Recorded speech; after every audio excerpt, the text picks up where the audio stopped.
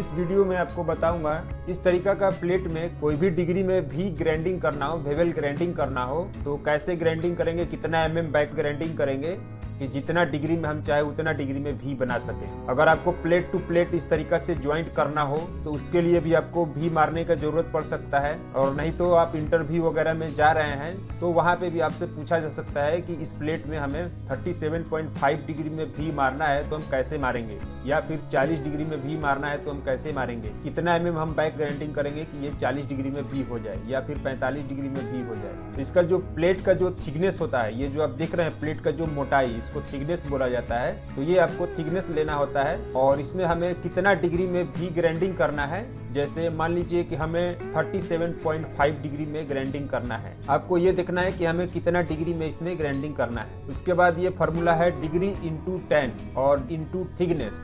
Degree into 10 करना है, जो कैलकुलेटर में tan थीटा आता है, डिग्री इंटू 10 जो आंसर आएगा इंटू थिकनेस, तो जितना आएगा उसमें हम ऐसे बैक ग्राइंडिंग करेंगे। तो मैं आपको एक कैलकुलेटिंग करके दिखा देता हूँ अपने मोबाइल पे किस तरीका से करना है, ताकि tan थीटा और sin थीटा हमें दिखाई दे।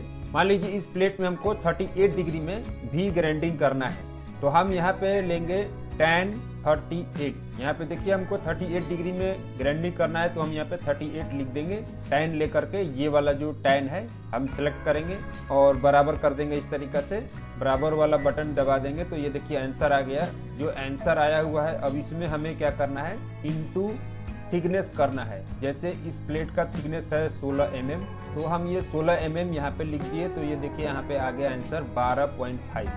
तो 12 अगर हम बैक ग्राइंडिंग करेंगे 12.5 तो ये 38 डिग्री में हो जाएगा। इस तरीका से आप इस फार्मूला का यूज कर सकते हैं। अब मान लीजिए कि हमको 37.5 डिग्री में मारना है तो सेम वही चीज़ है, यहाँ पर हम tan सेलेक्ट करेंगे और यहाँ पे लिखेंगे 37.5 और बराबर कर देंगे। जो आंसर आया हुआ उसमें इंटू 16 थिकनेस। इसका जो प्लेट का जो थिकनेस है 16 है, तो हम यहाँ पे इसको बराबर कर देंगे। तो ये देखिए 12.2 लेना है, यानी कि 12.2 यानी कि 12 लेंगे, और वो 38 डिग्री के लिए दिया था 12.5 था और इसमें 12.2 है, तो सेम ही है। सेम इसी तरीका से आपको फार्मूला ये यूज करना है। तो फ्रेंड जो आंसर ये आया हुआ है 12.2 या 12.5, हम इसमें इस तरीका से सीधा लाइन एक मार्किंग कर देंगे और मार्किंग करने के बाद इस पे हम ग्राइंडिंग करेंगे इस तरीका से।